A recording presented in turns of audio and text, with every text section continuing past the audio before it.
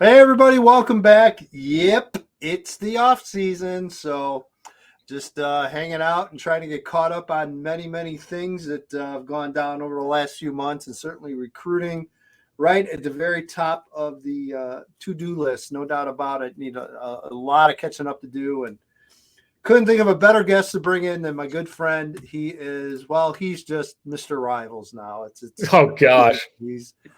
he does everything. He's all over everywhere. He's here one day, there the next day. He's traveling to cow pastures to break commitments. He's videotaping That's everything. true. I see you more than I think any downloadable show I've watched in the last 6 months. You're everywhere, dude. So congratulations. I can't write. Yeah. But okay. There's a whole industry of good-looking people that can't write or read real good. So they're on radio or TV. Yeah. So there you go.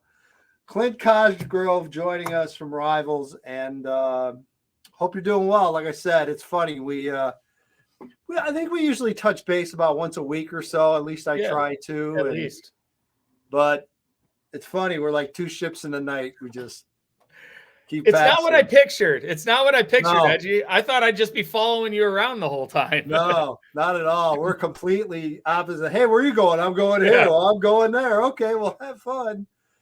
But again, obviously you're very busy, so I appreciate you taking time. And again, I think where I want to come from with this is, again, follow my site, follow Clint's work, follow Rivals in general. We'll keep you up to date on, obviously there's a handful of key 2023s that are still out there. I know Malik Elzy has a lot of people's interest peaked, certainly at this time. And if you're an Illinois Fighting Illini fan, welcome to the party. It's been nice to have you back after so many years of not really having much to be happy about. But no question. That part of it's been fun. What I want to get into, Clint, is the portal and the impact that it has had and continues to have and will continue to have on high school recruiting. I mean, you hear from parents. I hear from parents all the time. It is just a completely different recruiting landscape than what we've gotten to know over these last several years. And talk about a radical change. I mean, this has been a radical change. So I guess my first question to you is, how would you even attempt to explain this to, say, a parent that at best very casually has followed this? How has the portal, all these other things tied into it, the extra COVID year, the portal, how has that impacted recruiting that we've known it up until a year or two ago? And then I guess the second part is going to be, and again, real easy questions. What advice do you give? So let's start with the impact and just your thoughts and take on where these couple of changes have taken us from where we were a couple of years ago to where we're at now. Because it's rough out there. There's no doubt. It is. Well, I would say, first and foremost, you remember the days where it was, you signed at least 25 and you tried to oversign in case a kid didn't make it, or you could maybe push a kid into a gray shirt or something like that, and you got a better guy. Yep. Now you're seeing these classes go lower and lower. And I guess if I was trying to explain it to a parent, the best way, since they just did experience the COVID recruiting year, and they saw that teams were taking 13, 14, 15 high school prospects because their current players were getting an extra year. They didn't have all of those available scholarships, and then they were limited by going on the road. So they wanted to stick with recruiting guys that they had already had an evaluation on. And since that's fresh in their minds, I would say the transfer portal almost makes it closer, unless you're an elite guy, it almost makes it closer to the COVID recruiting years in a way, because just like they were only, some of these classes were signing 13 to 18, and very few signed over 20 guys. That might start to be the norm because teams are, one, looking to supplement their roster with anything they can get from the portal. And two, they want guys who are tried and tested. I mean, even the best high school player with a ton of upside, there's no guarantees at the next level. Right. There's no guarantees on a transfer either. But if a guy's proven to do it at the next level, give yourself a little bit, a better shot of understanding it's always been a guess. It's always been a guess. Even as you mentioned, where they were signing 20, 25 high school kids, it's always been a gamble. You know that. I know that. I have a whole litany of kids over the years that weren't evaluated or got evaluated, didn't get stars, ended up being superstars, and they're making a just an unbelievable career out of what they've been able to do. I think the best way I heard it described by a coach, and I forget who said it, but I thought it was pretty dead on. For the parents out there, for your 17, 18-year-old son, before all this went down, your 17, 18-year-old son was generally competing against other 17 and 18-year-olds for that scholarship. Now you're still competing against those same kids. Oh, and now you're competing against 21 and 22-year-old kids for the same spot. Does that kind of wrap it up? I mean, it is like there's no better way to put it, really. The spots for high school kids are now going to be limited. Now, not every program is going to go hard in the transfer portal, but two things that I'd say: the more coaching changes there are, the more you're going to see transfer portal, just because of attrition. But on top of that, it's a win now. Yeah, it's a quick fix. And not a lot of the guys, you see what Illinois did. They've gone very little in the transfer portal. And when I interviewed Coach Bielema on signing day, I asked him about that. And he said he doesn't want to bring in guys into his culture that he's establishing that are very good players, but they might do things their own way. And then as he's trying to build a program, one of the younger guys says, well, he's one of our best players. He shows up to practice late. He does his own thing. He's partying on the weekends. Like, that's not what he wants. So now he was in a unique position where he was going to be given time to build a program. Right. It's pretty crazy how quick that he was able to do it. So not every school is going to do this, but there is going to be a trickle-down effect. D2 schools, FCS schools, a kid who maybe played a couple snaps at a Power 5 school and was a 3 or 4 star kid coming out, like, I'm sorry, like they're going to be enamored with that just because they know there's some sort of potential there versus taking a mid-tier high school kid. So that brings it down to the FCS level, the D2 level. D2 guys, they get a chance at a Power 5 transfer, versus a high school kid who's unproven and takes some development. So it's going to be a trickle down. There's going to be less opportunities for high school players. And the portal, I think eventually it will even itself out, because the market right now is just, it's almost like the NIL market. It's just all over the place. And people are going to find out the grass isn't always greener on the other side when they go into the transfer portal. And there's the other thing. There's a lot of kids who have played some big time college ball, can't even find a home. So you got to remember you're competing with those guys as well. Right. I was going to mention to you, I saw it might've been Rivals transfer portal, which, by the way, if you haven't visited the Rivals transfer portal page, you need to do it. I've been tweeting it out a couple times today just to make people more aware of it. Again, just a tremendous undergoing, the amount of work it's been that huge. All these networks have done.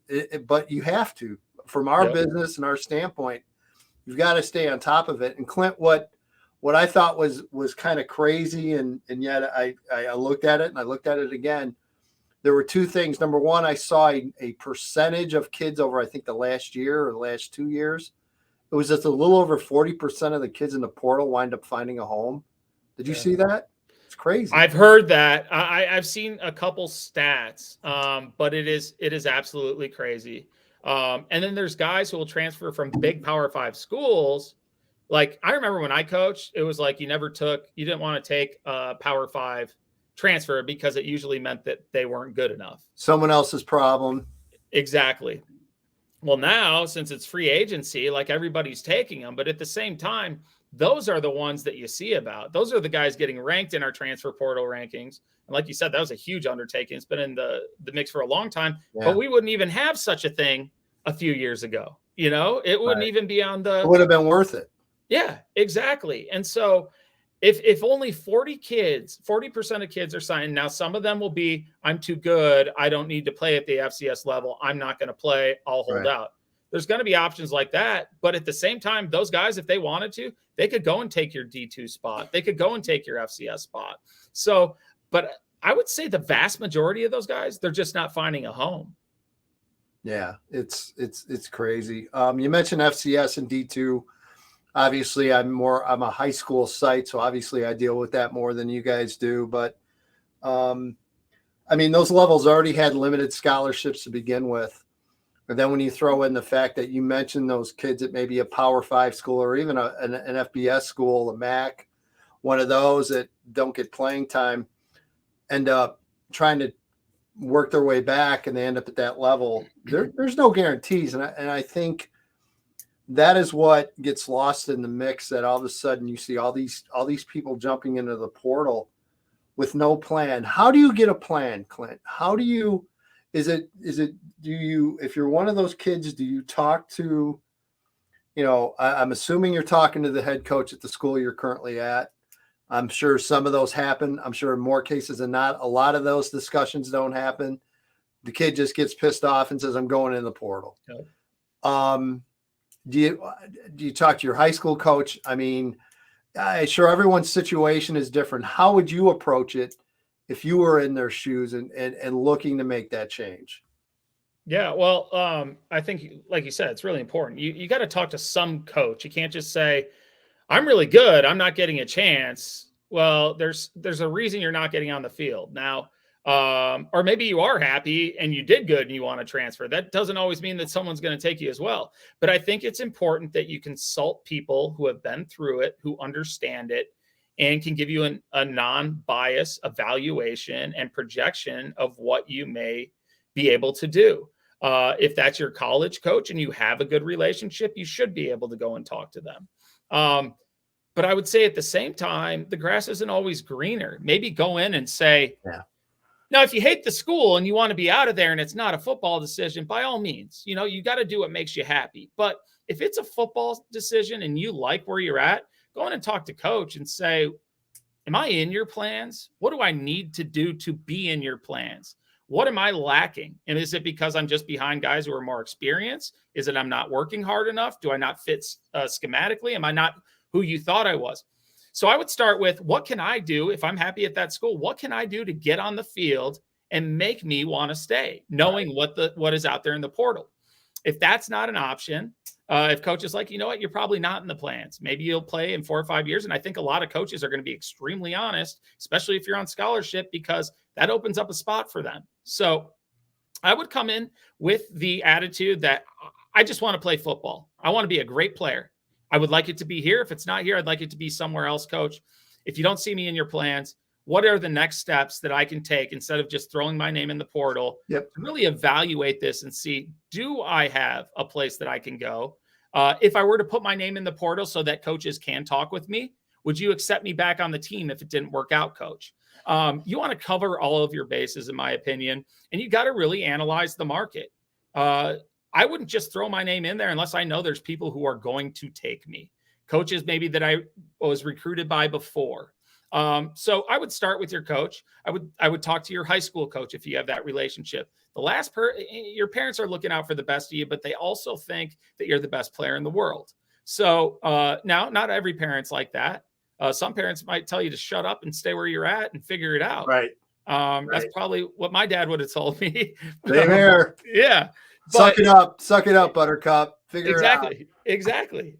He'll be like, that's a you problem, not the coach's problem. So I do think you need to assess the market, almost like when NBA players, they can go and, declare for the draft and then kind of find out where they're going to land. And then they can actually undeclare from the draft and still retain their eligibility. There's not a set way to do that, but I think you just have to have a good understanding of your options. Get an honest evaluation. Maybe your coach has a friend who coaches at another school.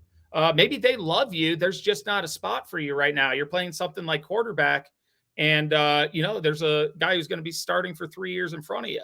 So you got to get a full picture, not just an emotional decision versus I'm better than this. I want to play and I can play there, because not everybody's going to see it that way, especially if they haven't coached you, they don't know you, they didn't recruit you, and you have limited film. Yeah. NIL, I don't want to get too heavily involved because obviously we could do 3 hours on NIL and the impact. I guess what I want to know from your perspective, and again, you're a national analyst, you're obviously based with Midwest, but you're also asked to do really all over the country. That's basically what you guys are. You're assigned a region, but you're generally national guys on a regional basis. What are we not hearing about NIL? Say down to the street level. How impactful has it been for the higher tier kids? Are there really kids making most of their decisions based off of what they're able to pull in from NIL? What is the vibe and what is the buzz with some of these kids? I mean, obviously, I don't want you talking about specifics, but just what is the vibe so far, and what is kind of the buzz with NIL, and how big of an impact is it making that maybe we don't even realize right now? It's hard to say. There are multi-million-dollar pay-for-play high school kids. That's not the rule of the law. That's not how it's supposed to work, but it's out there. At the same time, it's a lot more overblown than people think. The majority of college schools or colleges, schools and their collectives, unless you're in a big city with big money or have a big booster or you're a college football blue blood, they can't afford to, nor do they want to allocate a bunch of money to a kid up front to go and play. Now, there are the 1% of kids, the top quarterbacks, top receivers, top defensive ends, that are going to get a pretty payday right up front. And you'd be surprised, though, at the same time, there are certain schools, and they're not going to shy away from it. If you called up the collectives, they'll happily broadcast what they're doing to get players. Right. Certain schools, down just south of Georgia, I think they're, coming in with bags early on. And, there's been rumors of Texas A&M doing that. And we're seeing that kind of backfire. Right. So, in the simplest, yes, there are these multi-million-dollar kids, and there is a handful of kids that their decision will be made strictly off of what they're going to get guaranteed up front. What people don't realize is that also comes with certain responsibilities. It also comes with, you, in one case of a multi-million-dollar player, he's got to stay there for 3 years. Right. If he were to leave early, he's got to pay it all back. And then you also have schools like, believe it or not, Alabama, Ohio State. Those aren't really pay-for-play schools like people would expect. What they do have in place, and I do think that this is going to come into play a lot more, and it is going to be a big part of recruiting, is the infrastructure that once you are there, you're going to be taken care of. You go there and you produce, you're going to make money. And so I think of a guy like, oh gosh, who would be a good example? Somebody going to Notre Dame, for instance. J.J. McCarthy, Michigan. J.J. McCarthy, perfect example. They're not paying J.J. $5 million to go to Notre Dame, but if to Michigan. But and I know Michigan's has changed a little on their stance of the NIL over the past year or so. But when they get up there, their offensive linemen are getting deals with a Lambo, a Lambo dealership. They're driving around Lamborghinis. There's certain ways to make money, sponsorships, NFTs. JJ has his own camps. So when you're on a platform like that and you have the backing of a school like that, and then they have the resources to kind of set that up for you, you're going to get paid, especially if you produce. Alabama struck a deal with Fanatics. They have a shop in the stadium where kids can sell their signed memorabilia. Awesome. And that is what NIL was supposed to be. Yep. You profit off your name, image, and likeness, not because you were a highly recruited kid that got paid to play. I think the pay for play will be around to a certain extent, but it's going to be probably less and less, and it'll be on a small group of schools. I think when the market levels out, because what happens when you're paying a quarterback $10 million and I'm a collective, I don't like seeing my investment on the bench, but the kid's not ready to play, and all of a sudden he's thrown out to the wolves. You lose the team, coach gets fired, and that's just not a winning solution. So I do think that will level out. Now, all it takes is one kid who's pay for play and wins a national championship because of it, and maybe that changes the view. But I do think the market will level out, and I think the real value will be, does the school have the infrastructure that when I go there, that I'm at least getting, an extra $3,000 to $4,000 a month, whether it be for something small or a couple signatures or, a shout out. Or in a guy like Bryce Young's case, where they actually have his name on the back of the jersey, selling it in the stadium. The school is making all that money off that before. You go to a place like Alabama and you're a star, you're going to make $1 million in jersey sales probably. Yeah. So that's just the way I look at it. I think the biggest thing is every kid is thinking about it in the back of their head. They want to make sure the infrastructure is there, that once they're at the school, they can profit off their name, image, and likeness. But the amount of kids who are just getting paid for play and making their decision based solely off that, I think is kind of probably overstated. Yeah. And like everything else, people are going to talk and just blow things out, and what the reality versus what actually happens, I'm sure, are going to be two different things. Underclass 2024-25. I know our 24 class here in the state of Illinois certainly has some higher profile kids. I know we're recording this on Monday. I believe it's Tuesday Factor Fixing comes out, if I'm not mistaken. Yep, tomorrow, yep. So follow that. These two knuckleheads. Well, that knucklehead's always in it, but this knucklehead's in it this week. We'll talk about favorite knucklehead. We'll talk about the 24 class a little bit. Is from what I'm seeing, and I don't know if you've observed this yet. I know you've been really just wrapped up in the 23s quite a bit recently. It seems to me that the 24s and the younger groups, is it having kind of an impact on them as well? Because there's a lot of good talent in the 24 class, and it seems like the very high profile kids that we're going to talk about tomorrow have those Power 5 offers, but it seems like there's been a lot of offers extended really since the beginning of the fall. Is that maybe part of a fallback as well with portal? Schools not exactly having a handle on where they're at roster wise and maybe holding off putting more of those offers. I'm thinking of the MAC in particular, maybe in FCS level schools of that nature, where I think we would have seen a lot more offers extended by now, and we just haven't. Yeah, you're the one who really brought this to my attention. Like you said, I've been so caught up in the 23s as we close this out. But, and I until you brought it up, I didn't take a deep thought of it really either, because, most of what I'm covering underclassmen wise right now is all the high profile kids, and they have the offers. So, but when I go back and think about it, and, I used to be adding underclassmen when I first started here before, like a year ago. I was adding these underclassmen guys to the spreadsheet for our next rankings release all the time. And there's just not a lot of kids getting their first Power 5 offer in the 2024 class. The kids who are getting them are the guys where schools are saying, okay, they have the offers. We like him. We're going to need a player like this. And in order to even get in on them, we've got to throw out the offer. We can't just come in at 2 years later than everybody else and start offering. So I do think the elite kids are getting them at the same clip, just because offers breed offers. You don't want to be the last one to offer, especially if there's a guy that you have a connection with and can play for you. But, the more you say it, like I was talking about Kyan Berry yesterday, or just before this with you, that kid is a Power 5 player all day. Right. And I think he has like UConn and Houston. Yeah. And then you brought that up, and it really made me think that until you get a couple of those Power 5s where teams are like, you know what, if I don't offer at the same time as that school, I might not have a shot, and I'd hate to lose out on them.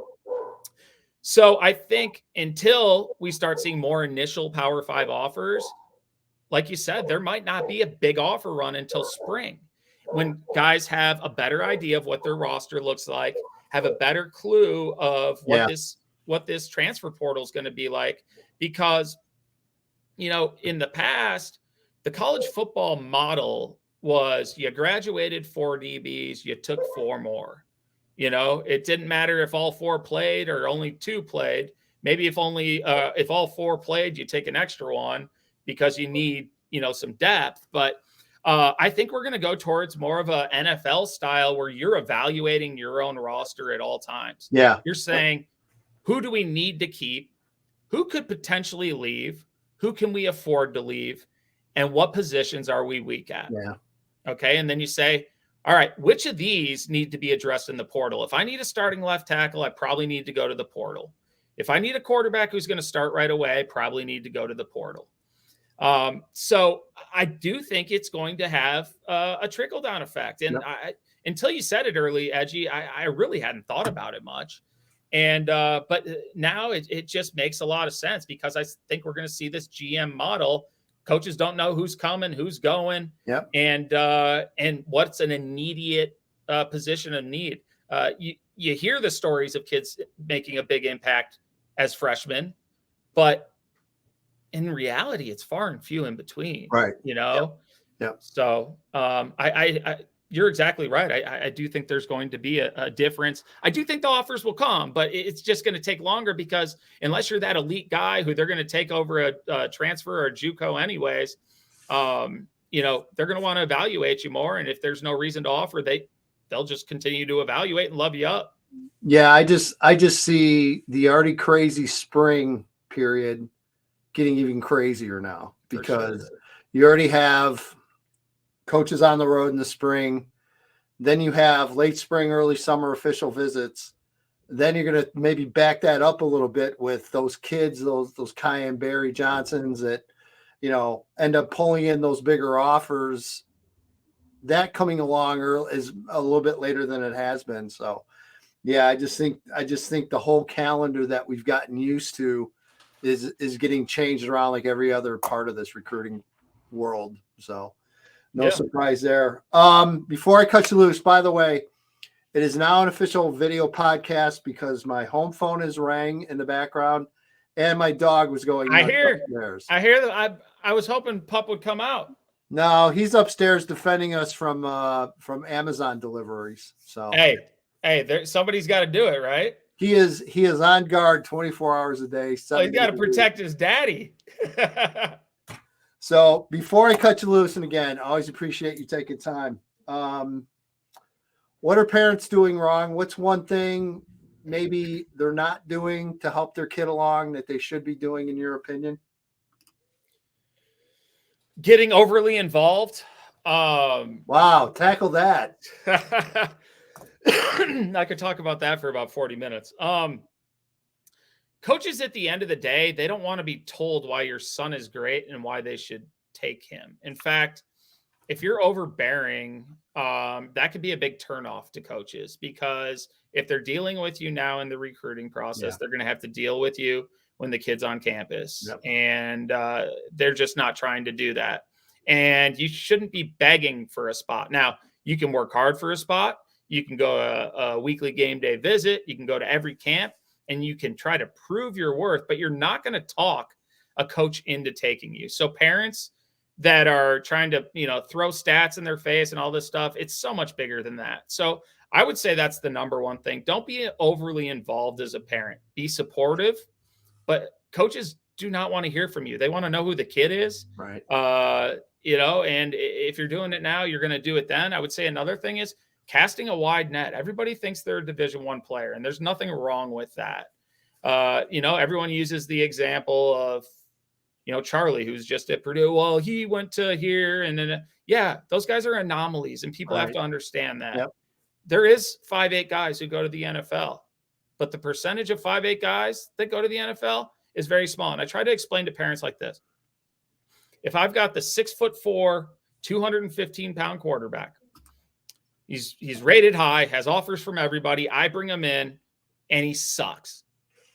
That's not on me as the coach. Everybody's going to say that's on the kid. The kid didn't pan out. He sucks. If I take a chance on some whiz kid who's 5'8", can throw the ball all over the field, maybe, I mean, chances aren't great. Maybe he turns me into a winner, and I got what nobody else could get because they wouldn't give him a chance. But chances are he doesn't pan out. Right. And then it becomes on the coach. How did he take that kid? Why did he take that kid? We all knew he wasn't good enough. And then coach gets fired for that. Yeah, that's how you get fired. Right. So be realistic. Yes, cast a wide net. Reach out to your dream school, but also reach out to every other school. If you want to play college football, especially if you want to get it paid for, you need to get yourself in front of as many coaches, as many people as possible. And personal relationships go a long way. Just shaking a hand, saying, coach, this is me. Maybe having a card that you can hand them. And then maybe they're looking for players one day. They see the card on their desk and they're like, I remember that kid. Let's check in on them. Leave a good lasting impression. It's a competitive thing, but at the same time, parents don't realize, I don't care how good your kid is, unless your kid's a Justin Scott or something like that, there's another 50 kids at least in the state that are similar players to him. And it's, how do you separate yourself from those that are like you? Find your elite trait, get that across to coaches, and separate yourself from the pack. And you do that by just doing things the right way. Your coach is your biggest advocate. Go to camps, meet coaches, be proactive. That's the biggest thing. People sit back and wait for things to come to them. Go be proactive. Go make relationships. I know it was hard for me. If I had 2 kids, one that I didn't really know, one that I really liked, got to know, had been recruiting. And you're going with what you know. You're going with what you know. Because as a coach, you got to know what you're going to get out of the kids that are playing for you. That's why you see a lot of talented kids on the bench, because they want to go Cowboy, and it just doesn't work like that. Everybody has an assignment and responsibility. As a coach, they want to know that you're willing to do that and you're in it for the team. So just be proactive, be positive, and parents, please leave these coaches alone. You can communicate when it's time. They'll let you know. They'll want to get you involved if they want. And you want to know who your son's coaching, but don't be in their face telling them how great your son is. They can figure that out on their own. Yeah, 100%. It's, and then the other thing I would add on to that as well is, parents, stop comparing your kids to other kids. Yes. Stop telling me my son's better than this kid and this kid has offers. And you talk about a turnoff. There's nothing more of a turnoff than that. It's the last thing I want to hear. And college coaches as well. It's the last thing they want to hear. Oh, yeah. So, well, my son had this many catches. Catches don't matter. Can your son be 6'2" and overpower a Division I or a first-round draft pick at corner? Catches don't matter on that. It's all about physical and athletic upside. You know, I mean, you've known it way longer than I have, Edgy. And his name is Clint Cosgrove. You can find him on Twitter. I believe it's at Clint_Rivals. Rivals_Clint. I was close. You were that far. Yeah. Is yours at EDGYTIM? Shocker. Old school. You've been my idol for a long time. So, well, you've been my idol for just as long. And again, appreciate you. How's the new dog doing, by the way? Oh, she is a firecracker. She's amazing, man. If you're one of the Cosgrove's dogs, you better get used to traveling and living a high lifestyle. Because if you don't travel, you're not going to cut it in that world. She's been on, I think, 8 flights already, and she's like 6 months old. I love it. Yeah. I love it. All right, pal. We appreciate it. Can't thank you enough, Edgy. Thank you.